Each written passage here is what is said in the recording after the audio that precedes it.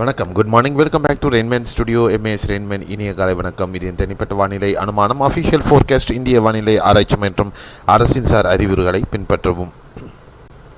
இந்த சேனல் நீங்கள் சப்ஸ்கிரைப் பண்ணலன்னா சப்ஸ்கிரைப் பண்ணிவிட்டு பக்கத்தில் இருக்கிற பெல்லைக்கான் தொட்டு ஆல் நோட்டிஃபிகேஷன் எனேபிள் பண்ணிக்கோங்க. ஃப்ளிப்கார்ட் பர்ச்சேஸ் பண்ணோன்னா நமக்கு வீடியோ கீழே இருக்கக்கூடிய அந்த ப்ராடக்ட்ஸ் அப்படிங்கிற லிங்கை கிளிக் பண்ணி பர்ச்சேஸ் பண்ணிக்கலாம்.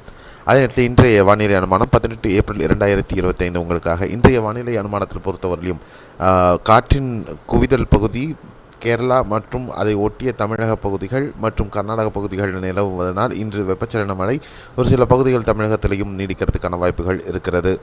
வெப்பநிலை பொறுத்தவரையிலும் தமிழகத்தில் பரவலாக இயல்பை விட 1 அல்லது 2 டிகிரி கூடுதலான வெப்பநிலை பதிவாகும்.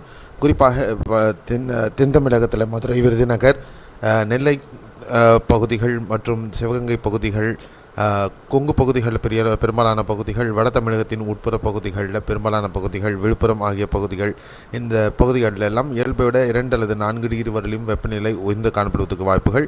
சென்னை மற்றும் சுற்றுவட்டார பகுதிகளிலேயும் இதே நிலை நீடிப்பதற்கு வாய்ப்புகள். மத்திய இந்தியா மற்றும் குஜராத், ராஜஸ்தான் பகுதிகள் ஆகிய பகுதிகளிலையும் ராயலசீமா பகுதிகளிலேயும் வெப்பநிலை அதிகரித்து காணப்படுவதற்கான சாத்தியக்கூறுகள் இருக்கின்றன.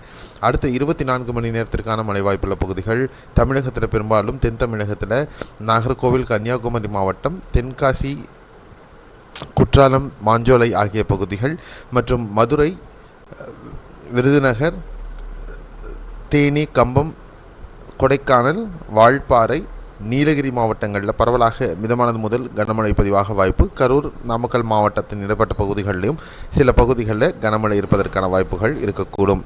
மற்றபடி திருநெல்வேலி, தூத்துக்குடி, சிவகங்கை, புதுக்கோட்டை, தஞ்சை, அரியலூர், பெரம்பலூர் மாவட்டமாகட்டும், சேலம், ஈரோடு, நாமக்கல், திருப்பூர், கோவை மாவட்டங்களாகட்டும், ஈரோடு, தருமபுரி, கிருஷ்ணகிரி ஆகிய மாவட்டங்கள், திருவண்ணாமலையின் மேற்கு பகுதிகள், ராணிப்பேட்டை, வேலூர், கிருஷ்ணகிரி ஆகிய மாவட்டங்களில் இடிமலை ஒரு சில பகுதிகளில் பதிவாகிறதுக்கான வாய்ப்புகள் இருக்கக்கூடும்.